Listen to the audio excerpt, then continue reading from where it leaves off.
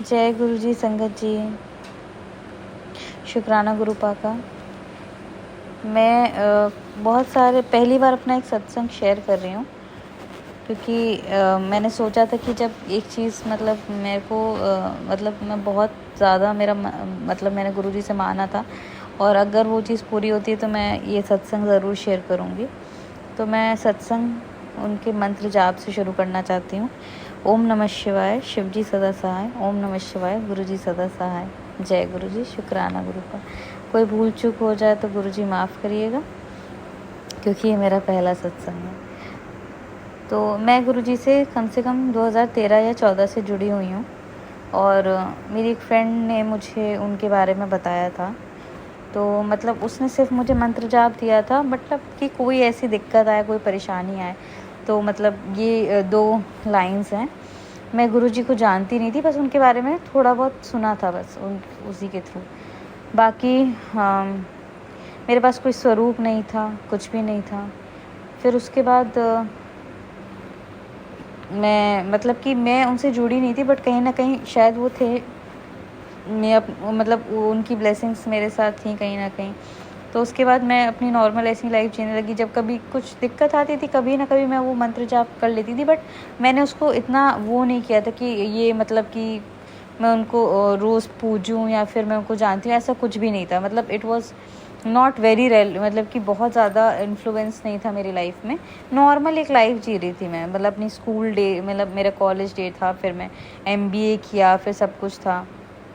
फिर जब मैं अपने जॉब में आ गई थी तो फिर मुझे एक बार गुरुजी का स्वरूप मिला बीच में। तो वो स्वरूप मुझे जब मिला तो फिर मतलब गुरुजी की और ज़्यादा इम्पोर्टेंस मतलब मुझे महसूस होने लगी थी। फिर मुझे ऐसा लगता था कि मेरे पास एक पावर है उनकी जो मतलब मेरी हर मुश्किल को दूर कर देगी। मतलब उनका जो लॉकेट पेंडेंट टाइप था वो मेरे पर्स में हमेशा रहता था। बट स्टिल मैं रोज़ उनका मंत्र जाप नहीं करती थी या फिर ऐसा मैं कुछ भी नहीं करती थी, मतलब वो उनका बस लॉकेट था। फिर कोविड के टाइम पे मेरे फादर की बहुत ज़्यादा तबीयत ख़राब हो गई थी, मतलब ही वॉज एडमिट।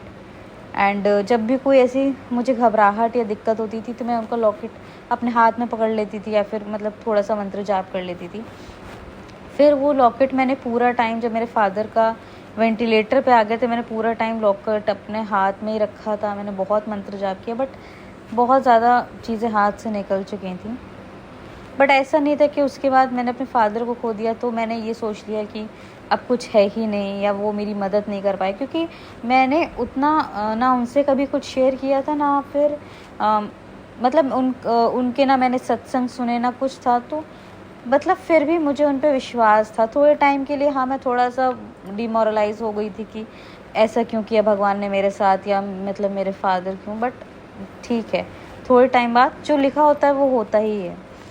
उसके बाद कुछ टाइम बाद मुझे गुरुजी के अपने आप सत्संग और मैसेजेस इंस्टाग्राम पे मैंने थोड़ा बहुत फॉलो किए तो मुझे उनके मैसेजेस आते थे। उसके बाद मतलब वो मेरी लाइफ का एक ऐसा पार्ट हो गया था, मतलब इम्पॉर्टेंट थे कि मतलब मुझे कोई भी दिक्कत या परेशानी होती थी, मैं गुरुजी को बहुत मानती हूँ और उनका मंत्र जाप भी करती हूँ। और मैं नीम करोली महाराज जी को भी बहुत मानती हूँ।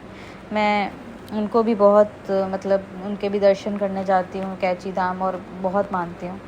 फिर उसके बाद जब गुरुजी जब मैं मतलब HDFC में मैं जॉब करती हूँ, फिर मैं जब लखनऊ वापस आई, मतलब मैं लखनऊ से हूँ, तो मैंने ट्रांसफ़र वापस ले लिया था। मैं कहीं और जॉब करती थी क्योंकि मेरे फादर नहीं रहे थे, तो मैं अपनी मदर के पास आना चाहती थी।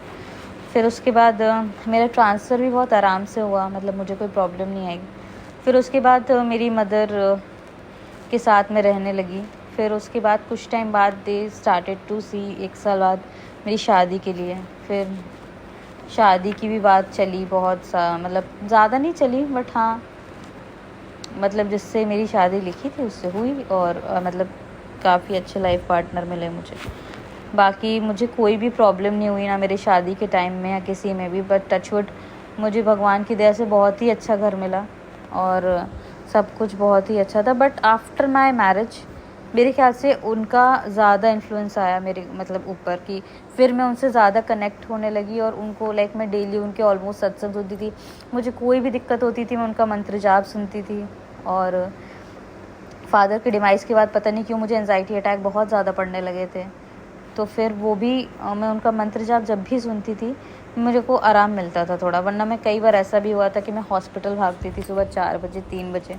सो कई बार ऐसे इंसिडेंट होते थे कि मैं बस उनका मंत्र जाप 20 मिनट मतलब 22 मिनट जो भी था वो थोड़ा सा सुनती थी एंड मेरे को बहुत रिलीफ मिलता था। बाकी ऐसे ही गुरुजी ने हमेशा अपना हाथ सर पे बनाए रखा, मतलब कोई तकलीफ़ नहीं आने दी कभी भी। और अब ऐसे बहुत सारे इंसिडेंट हैं जो कि मेरी मतलब शादी से पहले भी हुए होंगे, बट मैंने इतना नोटिस नहीं किया उनको। मतलब मेरी लाइफ में टचवुड बहुत ज़्यादा, मतलब सिर्फ मैंने कोविड के टाइम पे बहुत ज़्यादा मतलब ख़राब चीज़ें देखी हैं। मेरे फादर भी चले गए, मेरे ग्रैंडफादर भी उसी टाइम चले गए थे। So we were all very shattered, but God never held कि हमें कोई भी टाइप की कोई भी प्रॉब्लम आए, बिकॉज मेरे फादर भी बहुत अच्छी पोस्ट पे थे एंड ग्रैंडफादर भी बहुत अच्छे उसमें थे। सो फाइनेंशियली हमें टचवुड कभी कोई दिक्कत नहीं आई। बाकी गुरुजी की कृपा हमेशा थी। और मतलब मेरी फैमिली में मैं ही अभी तक उनको मानती हूँ और कोई मतलब इतना मानता नहीं है, क्योंकि मेरे फैमिली मेम्बर्स ने बहुत सारा झेला है और देखा है। तो इतना ज़्यादा भगवान जी पे अब कोई ट्रस्ट क्या, मतलब कि बहन थी मेरी वो भी चली गई तो मम्मी ने उसके लिए भी किया। मेरे ग्रैंडफादर चले, मैं ग्रैंड मदर चली गई, मतलब काफ़ी लोगों को मेरे फादर चले गए तो देखा है। तो इतना विश्वास है, बट इतना ज़्यादा मतलब पूजा पाठ फॉलो नहीं करते हैं। सो अपने पूरे घर में मैं ही मतलब उनको मानती हूँ, बट मेरे ससुराल में पूजा पाठ को बहुत ज़्यादा महत्व दिया जाता है। सो यहाँ पर उनकी पूजा करना या फिर कुछ भी करना तो इट्स नॉट वेरी टफ कि मतलब बाकी मेरे हस्बैंड बहुत ही ज़्यादा सपोर्टिव हैं। मतलब मैंने उनसे बस एक बार बोला था कि मुझे बड़े मतलब गुरुजी का मैसेज जैसे सबके लिए आता है कि बड़े मंदिर बड़े मंदिर दर्शन। तो ऑब्वियसली अगर मैं उनको इतना मान रही हूँ और वो मेरे लिए इतना कर रहे हैं तो मेरे को एक बार बड़े मंदिर ज़रूर जाना था उनके दर्शन करने। So because of my husband मैं बड़े मंदिर भी गई हूँ, मुझे लेकर गए। और दिसंबर में मैं फ़र्स्ट टाइम गई थी और मेरे मतलब रिलेटिव्स वहाँ पे रहते हैं। So me and my husband and मतलब हम लोग बड़े मंदिर गए, वहाँ पे दर्शन किया। मैंने लोटा भी ब्लेस करवाया क्योंकि मेरे पेट में प्रॉब्लम रहती थी। सो मैंने तांबे का लोटा ब्लेस करवाया था, जो कि मतलब अब मैं यूज़ करती हूँ उसको, मतलब उसमें मैं पानी पीती हूँ। सो काफ़ी मतलब कि मुझे रिलीफ भी है सब चीज़ों से। बाकी कई ऐसे इंसिडेंट थे जैसे कि बहुत छोटे छोटे इंसिडेंट हैं, बट दे वेरी इफ़ेक्टिव कि they make me happy. Like एक दिन मुझे आटे का हलवा खाने का मैं कड़ा प्रसाद नहीं जानती थी क्या होता है। तो आटे का हलवा मेरा खाने का बहुत ज़्यादा मन हो रहा था, बट मैं सोच रही थी, मैं आलस कर रही थी मैं बनाऊँ कि ना बनाऊँ। तो गुरुजी का एकदम से स्क्रीन पे मैसेज आता है कि हाँ कड़ा प्रसाद बना के खिला, ऐसे करके कुछ आता है। तो फिर मैं देखती हूँ कि कड़ा प्रसाद होता क्या है, तो उसमें पूरी रेसिपी आई थी आटे के हलवे की। सो मैं इतनी ज़्यादा मतलब खुश भी थी, मैं रो भी रही थी कि ये मतलब कि मेरा इतना ज़्यादा मन हो रहा था, मैं खा नहीं पाई थी। बट उनका जब मैसेज आया तो मैं रोक नहीं पाई, मैं तुरंत बनाने गई। फिर मैंने उनको भोग भी चढ़ाया। मतलब मेरे पास उनका कुछ था नहीं, मतलब मैं फ़ोन में बस उनकी तस्वीर देखती थी और बस मैं उसी पे उनको फ़ोन में मैंने भोग लगाया था। बाकी ये एक इंसिडेंट था। फिर दूसरा एक इंसिडेंट ये था कि मतलब मैं ग्रुप्स में जुड़ी हुई हूँ गुरुजी के, दिल्ली वाले ग्रुप में भी हूँ, लखनऊ वाले ग्रुप में भी हूँ। तो मैंने एक अंकल हैं, मैं उनका नाम नहीं लूँगी, बट हाँ एक अंकल हैं जो कि मैं उनसे ब्रेसलेट मांगी थी गुरुजी की, मतलब वो सबको देते हैं। और गुरुजी का जो ब्रेसलेट या कोई भी स्वरूप होता है उसको लिया नहीं जाता है, ख़रीदा नहीं जाता है, उसको वो मिल जाता है तो बेटर है। तो मैं उनसे बहुत रिक्वेस्ट किया कि प्लीज़ मुझे दिलवा दो, मतलब मुझे दिलवा दीजिए ये वो। फिर मैंने उनको कई बार रिमाइंडर्स डाले, मैसेजेस डाले, बट मेरे को नहीं मिला। फिर एक दिन मैं इंस्टाग्राम पे गुरुजी के मैसेजेस आते हैं तो अचानक से एक स्टोर आया स्वास्तिक करके, उसमें गुरुजी के ब्रेसलेट्स थे, बट देवर मतलब उसको ख़रीदना था, बट मैंने नहीं ख़रीदा उसको। मैंने मतलब कि मेरे लिए किसी ने उसको ख़रीदा और उसको मैं पहनती हूँ, but I never paid for it. तो गुरुजी की कृपा थी कि मुझे वो ब्रेसलेट भी पहनने को मिला और आज मैं पूरा टाइम उसको पहनती हूँ। तो 7 फरवरी 2024 में I got my bracelet also, जो कि मेरा बहुत मन था। फिर मैंने गुरुजी से एक छोटी सी बस अरदास की थी कि मुझे आप बटरफ्लाई के रूप में, मतलब सारे सत्संग में सुनती थी उसमें लोग कहते थे बटरफ्लाई के रूप में दर्शन दिया, ये दिया, बट मुझे कभी नहीं मिला था। तो मैंने ये भी मांगा तो मुझे ये भी मिला था कि सुबह मैं ऑफिस जा रही थी और मतलब कि मैंने जैसे ही गेट खुला तो मैंने बटरफ्लाई देखी। मतलब बटरफ्लाई हमें दिखती नहीं है यहाँ पे कहीं, तो मुझे सुबह बटरफ्लाई भी दिखी। जस्ट एक रात पहले ही मांगा था, बहुत ऐसा नहीं था कि पहले। तो मुझे बटरफ्लाई भी दिखी। बाकी मुझे कोविड के बाद से मैंने बताया कि मुझे घबराहट एंजाइटी इशू बहुत होते थे, तो टचवुड वो भी मेरा काफ़ी कम है। मतलब मैंने भगवान जी से बहुत मांगा था, शिव जी से, गुरु जी से, कि मेरी घबराहट का होती भी थी बहुत गंदे तरीके से होती थी कि मतलब ऐसा लगता था कि अब बचेंगे नहीं। सो वो भी काफ़ी कम हो गई। उसके बाद मैं मतलब बैंकर हूँ मैं, मेरा करियर ग्रोथ अभी अच्छा चलता है, टचवुड सही चलता है, परफॉर्मर भी हूँ। बट बीच में ऐसा हुआ था कि कई चीज़ें मेरी मेट नहीं थी और मैंने कुछ ज़्यादा मेहनत भी नहीं की थी अपने हेल्थ इश्यूज़ की वजह से। बट अचानक से everything, I don't no, I didn't even do any kind of hard work, but अचानक से एवरीथिंग फॉल इनटू प्लेसेस, सब अपने आप ठीक हुआ और मेरा सब कुछ मेट हो गया, मेरा score card and everything was met. And मेरा एनुअल मेट हो गया, मेरा इंसेंटिव आ गया अच्छा खासा। तो ऐसा तो किसी के साथ नहीं होता है, बहुत ऐसे कि बैठे बैठे बिना किसी मेहनत की बस किस्मत ऐसे चमक जाए। तो मेरे साथ हुआ, ये सब गुरु जी की मेहर से हुआ था। So very very thank you गुरु जी। उसके बाद एक बार मेरे को कैब से आना जाना बिल्कुल नहीं पसंद है, बिल्कुल भी नहीं। तो मैं ऑटो ही प्रेफर करती हूँ कि मतलब मुझे कैब में सफोकेटिंग लगता है। कैब में इतने सारे इंसिडेंट होते हैं ना, तो मेरे को पसंद नहीं है कि मैं अकेले कैब में आ जाऊँ। बट एक दिन ऐसा था कि मुझे अपने बैंक से अपने मायके अपने घर जाना था। So I booked an auto, but I don't know auto आ नहीं रहे थे। तो मैंने क्या प्रेस कर दिया गलती से कि उसकी जगह cab, instead of cab book कर, तो कैब आ गई और मैं वेट कर रही हूँ वहाँ पे ऑटो का और वो कैब आ गई सामने से। तो फिर मैंने कहा कि यार मैंने कैब कब बुलाई। तो फिर मैंने सोचा कि यार ये कैब आ गई, मेरे को फिर दिक्कत होने लगी कि मैं कैब में कैसे बैठूँ। फिर मैंने गुरुजी का नाम लिया और मैंने कहा कि हे गुरुजी, पास की जगह है, it's hardly 5 to 6 kilometres, 5 kilometres I guess. तो मैंने कहा बस आराम से मुझे पहुंचा देना, बाकी मुझे डर लगता है कैब में। सो मैं बैठी एंड मैं अपने फ़ोन में बस फिजिट कर रही थी, लेकिन मैं अपने हस्बैंड को कॉल कर लूँ। उनका भी कॉल आया था, ऐसा नहीं है कि मतलब रास्ते में वो रहते हैं। बट जैसे ही मैंने सर उठा के देखा तो जहाँ जो कार की, जहाँ पे भी हम भगवान की फ़ोटो रखते हैं कुछ भी, वहाँ गुरुजी की तस्वीर थी छोटी सी। अब मैं शॉक थी कि मैंने कभी किसी कैब में मैं लोगों के साथ बैठी हूँ, ये वो मैंने कभी गुरुजी की फ़ोटो, ज़्यादा स्टिकर देखा है पीछे, पर कैब्स में मैंने फ़ोटो नहीं देखी थी। बट वहाँ पे भी ऐसा लगा कि उनका प्रेजेंस था और उन्होंने मतलब साथ दिया कि मतलब तू घबरा मत, मैं हूँ साथ में। तो फिर मुझे उस टाइम बिल्कुल भी दिक्कत नहीं हुई कि जब वो हैं कैब में तो फिर मुझे कोई प्रॉब्लम नहीं है। तो शुक्राना गुरुपा उसके लिए।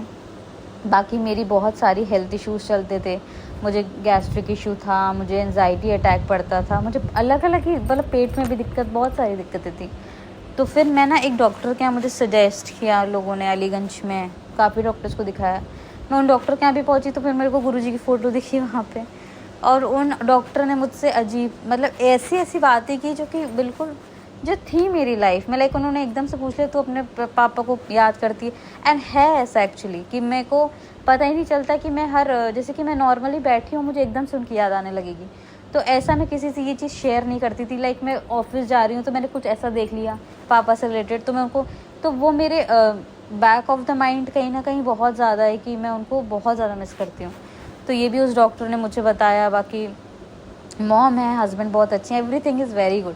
बट मतलब फादर की कमी तो खैर कोई नहीं पूरी करता है। वो भी उन्होंने फिर मुझे मतलब कि समझाना ही उनका बहुत था। बाकी उनके मेडिकेशंस भी बहुत अच्छी थी, तो उसके लिए भी गुरुजी मुझे वहाँ तक पहुँचाए, उसके लिए भी थैंक यू गुरुजी। उसके बाद मैं यहाँ पे लखनऊ में थोड़े बहुत जो भी सत्संग होते हैं वो मैं अटेंड करने लगी थी। हर जगह तो मैं नहीं पहुँच सकती, बट मैं कोशिश करती थी कि जहाँ तक मैं मैक्सिमम पहुँच पाऊँ। और मेरे हस्बैंड ड्राइवर और गाड़ी मेरे लिए भेज देते थे कि मुझे कोई प्रॉब्लम नहीं होती थी कि मैं मतलब अटेंड कर रही हूँ कोई भी सत्संग। तो अभी मेरे घर के पास श्रृंगार नगर में एक सत्संग पड़ा था, जहाँ पे मैं अपने हस्बैंड को रिक्वेस्ट किया था, तो वो मुझे लेकर गए थे। पास में ही है बिल्कुल, हमारा घर बहुत पास में श्रृंगार नगर से। तो वो मुझे लेकर गए गाड़ी से, तो हमें रास्ता ही नहीं समझ में आ रहा था। वो किसी मंदिर में था, एक छोटा सा, और वो मंदिर रोड पे है ही नहीं, वो मंदिर बहुत अंदर जाके है। मतलब वो आप कैसे जाओगे ना तो आपको दिखेगा ही नहीं, पहली बार कोई जा रहा है कि वहाँ कोई मंदिर भी है। तो हम लोग एक टेंट मतलब एक पार्क टाइप का था, तो मेरे हस्बैंड ने वहाँ जाके पूछा कि यहाँ पर सत्संग है क्या। तो उन्होंने कहा यहाँ होते हैं गुरुजी के सत्संग, पर आज नहीं है, मंदिर में जाके देख लीजिए। तो हम लोग को समझ ही नहीं आ रहा था कि मंदिर है कहाँ। हम गूगल मैप्स भी लगाए थे, बट फिर अचानक से मतलब मैंने गुरुजी से बस इतना कहा कि प्लीज़ पहुंचा दीजिए।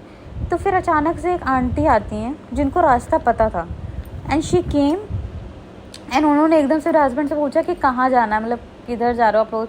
तो फिर मेरे हस्बैंड कहते हैं कि हमें मतलब गुरुजी का, तो वो कहती है मैं भी वहीं जा रही हूँ। सो समहाउ ही मतलब मैंने सिर्फ सुना था सत्संग में कि लोगों को ऐसे वो मार्गदर्शन देते हैं, बट उस दिन मैंने देख भी लिया कि उन्होंने सर मैसेंजर भेजा कि, और ऑब्वियसली बात है 2-3 बार और देखते फिर हम गिव अप करके फिर चले जाते, क्योंकि एक बार और ऐसा हुआ था कि अमीनाबाद में एक सत्संग था और वो इतना, हम लोग 4 व्हीलर पे, वो कहाँ था क्या था हम लोग को नहीं समझ में आया। एंड फिर हम लोगों ने पोस्टपोन मतलब कैंसिल कर दिया कि हम नहीं जा पाएंगे वहाँ पे, क्योंकि हमें मिल ही नहीं रहा था। तो उस दिन मैंने कहा कि ऐसा ना हो कि मुझे मिले ही ना, अब आई हूँ तो मुझे अटेंड करना ही, मतलब मुझे वो ख़राब लगता है कि अगर मैं अटेंड ना करूँ। फिर वो आंटी हम लोग को बताई रास्ता, मी एंड माई हस्बैंड दे वहाँ पे कार पार्क की थोड़ा दूरी पे उन्होंने, और वो बहुत अंदर जाके था, मतलब तो हम लोग को पता ही नहीं था कि अरे यार किसी ने बताया ना होता तो सच में, क्योंकि वहाँ भीड़ भी नहीं थी किसी चीज़ की वहाँ, क्योंकि वो कॉलोनी का मंदिर था तो वहाँ कॉलोनी के ही लोग आते थे। सो ये यहाँ पर भी गुरुजी ने हमें हेल्प किया था। सो शुक्राना गुरुपा फिर से। बाकी मैं मतलब अभी I am going through a phase of मतलब मदरहुड तो नहीं, बट हाँ आई एम प्रेग्नेंट। तो मैंने अपनी प्रेगनेंसी मेरी अनएक्सपेक्टेड मतलब अनप्लान्ड थी, but I was very happy, और मतलब मैं रो भी रही थी, बट क्योंकि मुझे पता नहीं था क्या करना है। बाकी सब कुछ अच्छा रहे, तो मैंने गुरुजी से एक अरदास की थी कि गुरुपा प्लीज़ मुझे एक आपकी स्मेल चाहिए, खुशबू चाहिए, कि मेरे को पता रहे, आई एम जस्ट सेटिस्फाइड कि हाँ मतलब सब ठीक होगा, सब अच्छा होगा। क्योंकि my pregnancy was not very normal, क्योंकि बहुत स्टार्टिंग के वीक्स तक तो इट वॉज़ नॉट इवन मतलब कोई एम्ब्रियोटिक प्रेगनेंसी थी, कुछ कंफर्म नहीं था, बट हाँ pregnancy was confirm but the baby was not there, something like that. और वो 90% मिसकैरेज को लीड करता है, इसमें कुछ वैसे नहीं होता है कि कंटिन्यू, मैंने जितना हम लोगों ने गूगल पे पढ़ा था और ऐसा होता है कि डॉक्टर ने भी कहा था इफ़ 2 हफ्ते बाद अगर हमें कुछ नहीं दिखता है तो we will not continue with this pregnancy. तो मैं बहुत डर गई थी और मुझे अजीब भी लग रहा था, और मैंने जितना गूगल पे मैंने और मेरे हस्बैंड ने पढ़ा था तो उसमें ऐसा था कि this leads to miscarriage only, और ऐसा होता है वैसा होता है, तो बहुत नेगेटिव चीज़ें ही लिखी थी। कहीं पे भी ये लिखा ही नहीं था कि ऐसा कुछ मिरेकल भी हो जाता है कि मतलब सब ठीक हो जाए। सो मैं बहुत ज़्यादा परेशान थी। मैंने गुरुजी को बोला कि मुझे एक स्मेल चाहिए, आप मतलब कोई भी ऐसा आप मुझे दर्शन दे दो। तो 15 मार्च को रात में 11 बजे के आसपास I got a very strong smell in my room, मतलब मैं ना अगरबत्ती थी ना कुछ था, मतलब मैंने अपने हस्बैंड से पूछा था कि आपको कोई स्मेल आ रही, तो उनको तो नहीं आ रही थी।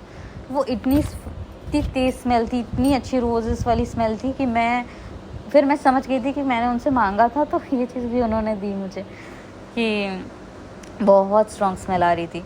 सो मैंने फिर से उसी टाइम उनका शुक्राना किया, एंड मतलब मेरे को ऐसा लगा कि वो हैं मेरे साथ, तो मुझे घबराने वाली कोई बात ही नहीं। बाकी फिर मैं गई डॉक्टर के यहाँ, बीच में मुझे कुछ प्रॉब्लम हुई थी तो डॉक्टर ने कहा था अभी तक प्रेगनेंसी नहीं दिखी है, we will check it after 10 days, she said 10 days, after 10 days. तो फिर ना मैंने थोड़े ना लूज़ होप कर दिए थे, मैंने कहा ठीक है। घर पर भी जो एक टाइप की एक्साइटमेंट थी सबको कि अब आगे पता नहीं क्या होगा, बट मेरे घर वाले इतने अच्छे हैं कि they used to always say stay positive, सब ठीक होगा। बाकी मेरे हस्बैंड ने थोड़ा बहुत तो होप छोड़ दी थी कि पता नहीं, मैं तो नेगेटिव ही सोचने लगी थी कि पता नहीं क्या प्रोसेस होगा इसके बाद, कैसे वो मतलब इसको हटाएंगे, ये वो काफ़ी नेगेटिव सोच लिया था मैंने। फिर उसके बाद 1 अप्रैल को द डॉक्टर कॉल्ड, मतलब कि मेरा अपॉइंटमेंट था और मैं अपने टाइम के थोड़ा पहले चली गई थी, बट फिर शी सेड लाइक वो बहुत पेशेंट्स देखती हैं, तो उनको पता नहीं अब उनको याद था कि नहीं कि अनयूजुअल प्रेगनेंसी, तो उन्होंने एकदम से बोला कि the baby is fine and heart beats. मैंने कहा बेबी इज़ फाइन, मैंने पूछा कि बेबी आ गया क्या, तो उन्होंने बोला कि येस। तो फिर उन्होंने मेरी फाइल देखी and then she again checked it कि what was your last date and all. तो फिर शी सेड कि yes your baby is in and मतलब it is fine, it's very fine. तो फिर मैं मतलब उस टाइम और फिर उन्होंने मुझे हार्ट बीट सुना दी, तो फिर मैं बहुत ज़्यादा इमोशनल हो गई थी कि मतलब मैं तो थोड़ी देर सोच रही थी कि ये मिरेकल ही है, because this kind of pregnancy कि बहुत टाइम तक मतलब कि 4th-5th वीक पे ही लोगों को दिख जाता है, मतलब मेरा काफ़ी टाइम तक बेबी नहीं दिखा था, सैक था, प्लेसेंटा था, everything was there, but my baby was and this pregnancy doesn't lead to anything, ये कई बार गूगल पे भी बोला गया, but it is not less than a miracle कि everything was fine that day, and बहुत ही ज़्यादा खुशी मिली। और मेरे लिए इतनी बड़ी बात थी कि मैं गुरुजी का शुक्राना करना ही चाहती थी कि it is all because every time every minute I pray to him कि सब कुछ अच्छा हो, बस गुरुजी सब कुछ ठीक कर देना। And I know he is there. मतलब मेरी कोई भी प्रॉब्लम नहीं होती है, चाहे वो मेरा टचवुड करियर से रिलेटेड हो, चाहे मेरी पर्सनल लाइफ हो। It's everything is very smooth and भले वो हमारे पाप किसी ना किसी तरह काट ही रहे हैं, मुझे पता है। मतलब मैं तो ये सोचती हूँ कि मैं किसी बहुत ज़्यादा पेन में हूँ ना, तो वो कुछ मेरे लिए आगे के लिए ठीक कर रहा है, मैं ये सोच के उसको बेयर करती हूँ। So and it is written actually कि आप कुछ भी गलत करोगे आगे उसके लिए आपके लिए लिखा ही होगा। सो कोशिश ये भी करनी चाहिए हमें कि हमें किसी के साथ बहुत गलत नहीं करना चाहिए, मतलब अपना फ़ायदा करके किसी का नुकसान नहीं करना चाहिए। बाकी उनकी कृपा से बहुत कुछ अच्छा चल रहा है और मुझे लगता है मेरे पूरे 9 महीने और आगे भी वो बहुत ही अच्छा रखेंगे। I just have full faith on him and बस मैं चाहती हूँ कि मैं उनको पूरी तरीके से अपने घर पे तो नहीं ला पाई हूँ, बिकॉज़ मैं लाऊंगी, लेकिन उनको मैं जल्दी उनको लाऊंगी और अच्छे से उनको अपने घर पे रखूँगी, सत्संग भी करूँगी आगे। बट अभी मेरे पास सिर्फ कैलेंडर है गुरुजी का, जिस पे मैं उनसे बातें कर लेती हूँ, उनको प्रे कर लेती हूँ। बाकी उनके लोटे में रोज़ जल भी पीती हूँ। But I wish one day कि मैं अच्छा से उनका पूरा स्वरूप लेके घर पे आऊँ और मैं उनकी रोज़ पूजा करूँ, उनको रोज़ भोग लगाऊँ। सो ये मेरी एक विश है और मैं इसको जल्दी ही पूरा करूँगी। बाकी थैंक यू वेरी मच, बहुत बहुत शुक्राना मेरे गुरुपा का, जो आपने मेरे लिए सब कुछ बहुत आसान कर रखा है, बहुत ही ज़्यादा। एंड ऐसी ही अपनी कृपा हमेशा सब पे बनाए रखिएगा गुरुपा। शुक्राना गुरुपा। अभी मैं ये मेरे कुछ सत्संग थे, बाकी आगे मैं और शेयर करूँगी।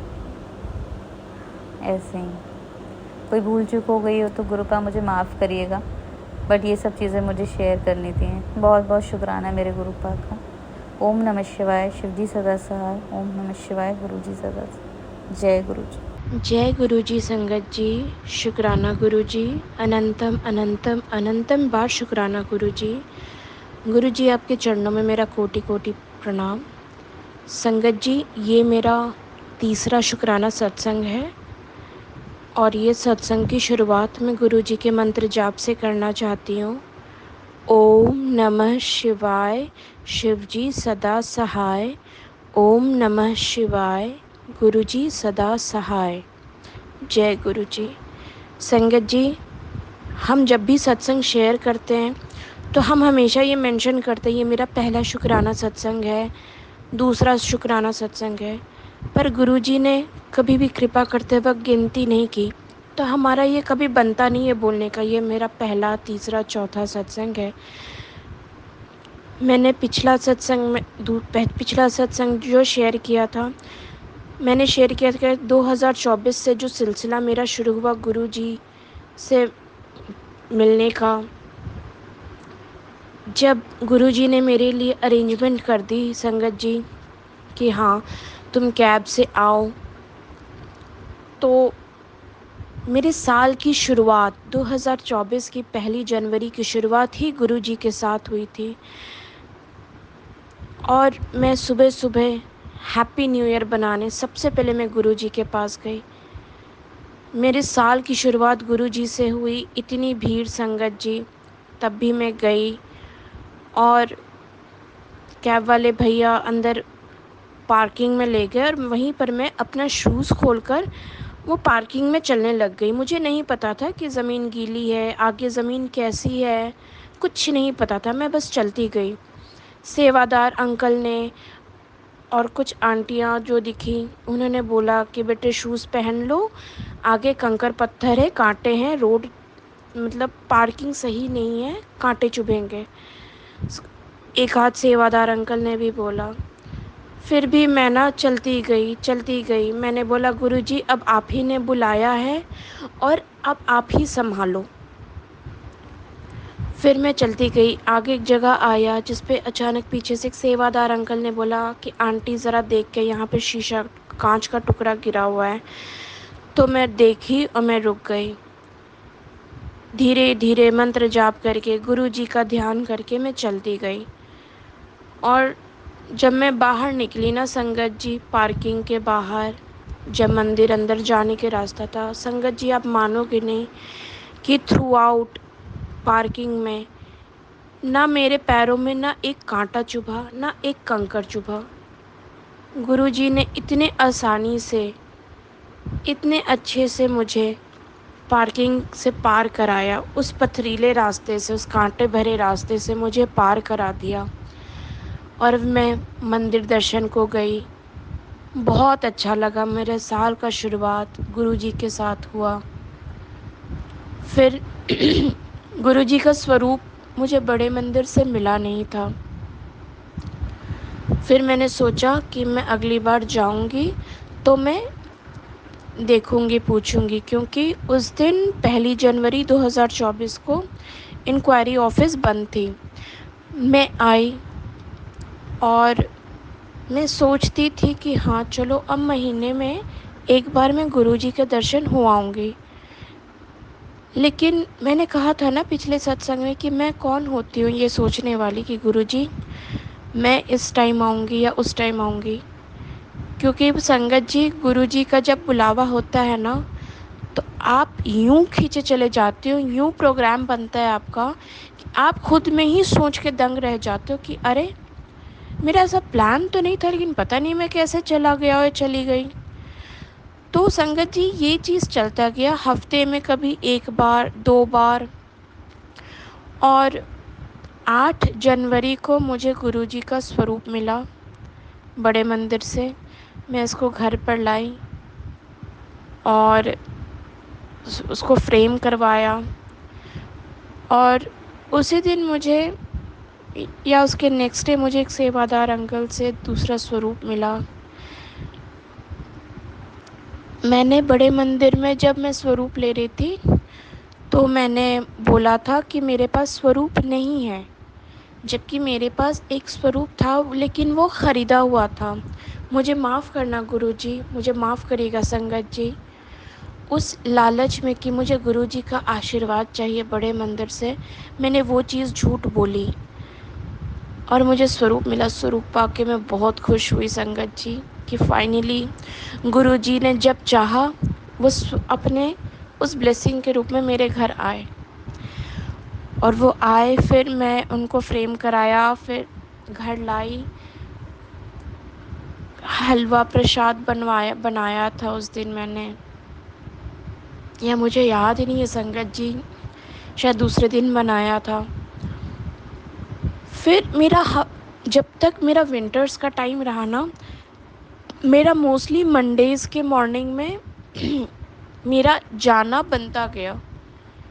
और मैं सोचती थी कि बस सुबह सुबह निकल जाओ। मेरा मंडेज़ वीक ऑफ भी होता था उस वक्त गुरुजी की कृपा से, और मैं निकल जाती थी।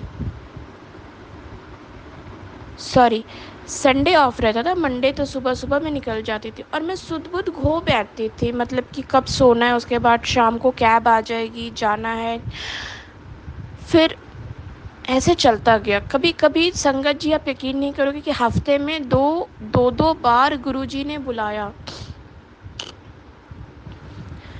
और मेरी सोच के तो सारी चीज़ें पड़े, और सबसे बड़ी चीज़ कि